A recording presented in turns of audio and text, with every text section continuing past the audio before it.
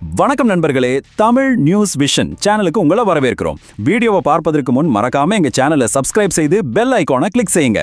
வாங்க வீடியோக்குள்ள போகலாம்.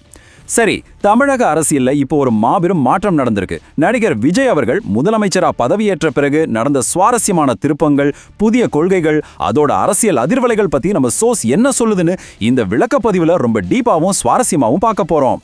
இன்னைக்கு நாம பார்க்க போற டாபிக்ஸ் என்னன்னா, சினிமா பாணியிலான அந்த பதவியேற்பு, அவர் போட்ட முதல் 3 ஆர்டர்ஸு, மாறி இருக்கிற சித்தாந்தங்கள், அதிகார பகிர்வு, முக்கியமா கடனை எப்படி சமாளிக்க போறாரு, அப்புறம் தேசிய அளவிலான அதிர்வலைகள், இது எல்லாத்தையும் வரிசையா பார்க்கலாம். முதல் விஷயமா ஒரு சினிமா கிளைமேக்ஸ் மாதிரி நடந்த அந்த பிரம்மாண்டமான பதவியேற்பு விழாவை பத்தி பார்க்கலாம்.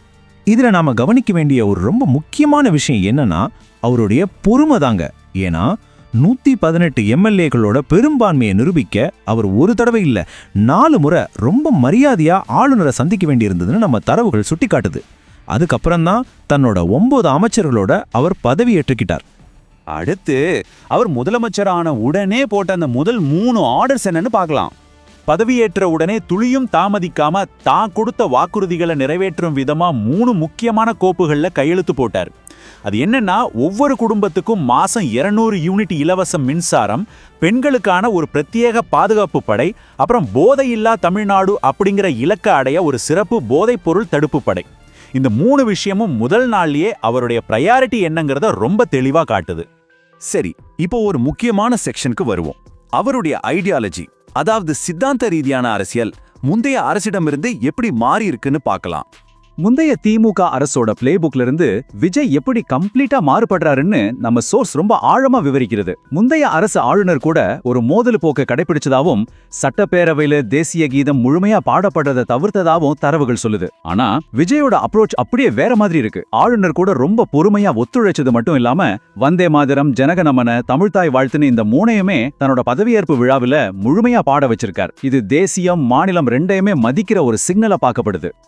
அது மட்டும் இல்லாம கலாச்சார ரீதியா ஒரு பெரிய ஷிஃப்ட் நடந்திருக்கிறதையும் ஆதாரம் சுட்டிக்காட்டுது. முந்தைய அரசு மத மரபுகளையும் சனாதன தர்மத்தையும் கடுமையா விமர்சிச்சதா தரவுகள் குறிப்பிடுது. ஆனா இங்க பாருங்க, புதிய அமைச்சரவையில் இருக்கிற 9 பேருமே கடவுளின் பெயரால தான் பதவியேற்றாங்க. இதோட தன்னுடைய அரசு ஒரு மதச்சார்பற்ற மற்றும் சமூக நீதி அரசு அப்படிங்கிறதையும் அவர் வெளிப்படுத்தியிருக்கார். இது கண்டிப்பா மாநில அரசியல்ல ஒரு புது அத்தியாயம் தாங்க. அடுத்ததா அதிகார பகிர்வு. தன்னை ஒரு முழுமையான பவர் சென்டரா அவர் எப்படி நிலைநிறுத்துறாருன்னு பார்ப்போம். தன்னோட முதல் உரையிலேயே விஜய் ரொம்ப கராரா சில விஷயங்களை சொல்லிட்டார். இந்த அரசாங்கத்தோட முழுமையான A to Z அதிகார மையமும் நான் தான் அவர் டிக்ளேர் பண்ணிட்டார். உதாரணத்துக்கு, வெறும் 2 சீட்டுகளை மட்டுமே வச்சுக்கிட்டு துணை முதல்வர் பதவி கேட்ட VCK போன்ற கூட்டணி கட்சிகளோட டிமாண்டை அவர் ஸ்ட்ரிக்டா நிராகரிச்சிட்டார். அதே போல காங்கிரஸுக்கு ஒரு கிளியர் மெசேஜ், நீங்க ஆதரவு தர்றீங்க, ஆனா அதுக்காக அரசாங்கம் உங்க கண்ட்ரோல்ல இருக்குன்னு அர்த்தம் இல்லைன்னு சொல்லிட்டார். அது கூடவே 100% ஊழலற்ற நிர்வாகத்தை வழங்குவேன்னு உறுதியளிச்சிருக்காருன்னு தரவுகள் சொல்லுது.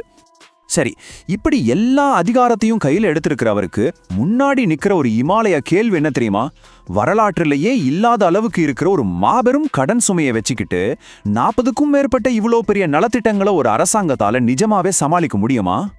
இதைத் தொடர்ந்து அந்த பொருளாதார நெருக்கடியை, அதாவது கடன் சுமையை அவர் எப்படி எதிர்கொள்ள போறாருங்கிறத பார்ப்போம்.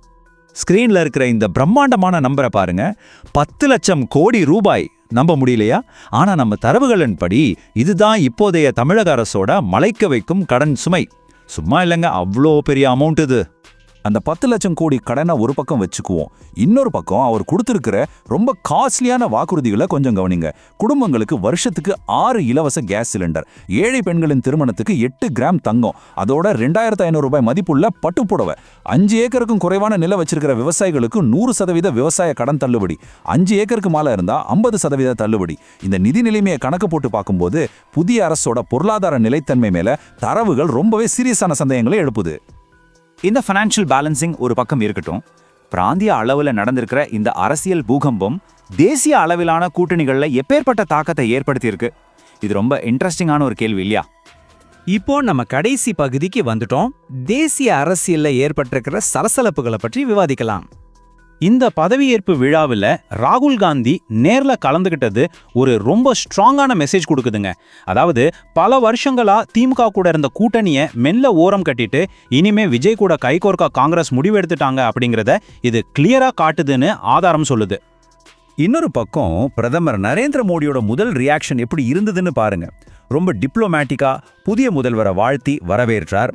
மக்கள் வாழ்க்கை தரத்தை மேம்படுத்த தமிழக அரசுடன் மத்திய அரசு தொடர்ந்து இணைந்து பணியாறும்னு ஆரம்பத்துல ரொம்ப சுமூகமான ஒரு இராஜதந்திர வரவேற்பா அவர் கொடுத்தார். ஆனா அதுக்கப்புறம் பெங்களூர்ல நடந்த ஒரு கூட்டத்துல பிரதமரோட பேச்சில் நடந்த மாற்றத்தை ஆதாரம் ரொம்ப சரியா பாயிண்ட் அவுட் பண்ணுது. மத்தியில 10 வருஷம் ஆட்சியில இருந்தப்போ தங்களை காப்பாத்தின பழைய கூட்டாளியான திமுகவை காங்கிரஸ் கைவிட்டுடுச்சு. அதிகார ஆசையால இப்ப புதுசா வந்தவங்களோட கைய புடிச்சிருக்காங்க. இந்த காங்கிரஸ் நம்பகமானதா அப்படின்னு பிரதமர் ரொம்ப கடுமையா விமர்சிச்சிருக்கார். தேசிய அரசியல்ல கூட்டணிகள் மாறுறத எப்படி ஒரு ஆயுதமா பயன்படுத்துறாங்கன்னு இது நமக்கு தெளிவா காட்டுது. சர்வ தர்ம சமபாவா இதோட அர்த்தம் என்னன்னா எல்லா மதங்களுக்கும் சமமான மரியாதை கொடுக்கறது. இந்த கொள்கையை பேஸ் பண்ணி தான் தன்னோட புதிய மதச்சார்பற்ற அரசாங்கத்தை வழிநடத்த விஜய் விரும்புறாரு. ஆனா பிராக்டிக்கலா பார்க்கும்போது இது எந்த அளவுக்கு சாத்தியம் அப்படின்னு நம்ம சோர்ஸ் ஒரு பெரிய கேள்வியை முன்வைக்குது. ஃபைனலா நம்ம முன்னாடி நிக்கிற மிகப்பெரிய கேள்வி இதுதாங்க. தீவிர இடதுசாரிகள் அப்படின்னு ஆதாரம் வர்ணிக்கிற கட்சிகளை தன்னோட கூட்டணிக்காக நம்பி இருக்கிற விஜய் ஒரு பக்கம் தன்னோட மையவாத நிலைப்பாட்டை மெயின்டைன் பண்ணிக்கிட்டு இன்னொரு பக்கம் இந்த மலைக்க வைக்கும் கடன் சுமையையும் தாண்டி தான் கொடுத்த 40க்கும் மேற்பட்ட அந்த சினிமா பாணியாலான வாக்குறுதிகளை நிஜமாவே நிறைவேற்ற முடியுமா? ரொம்பவே ஆழமான சுவாரஸ்யமான இந்த கேள்வியோட இன்னைக்கு நம்ம விளக்க பதிவை முடிச்சுக்கலாம். இதை பத்தி நீங்க என்ன நினைக்கிறீங்க?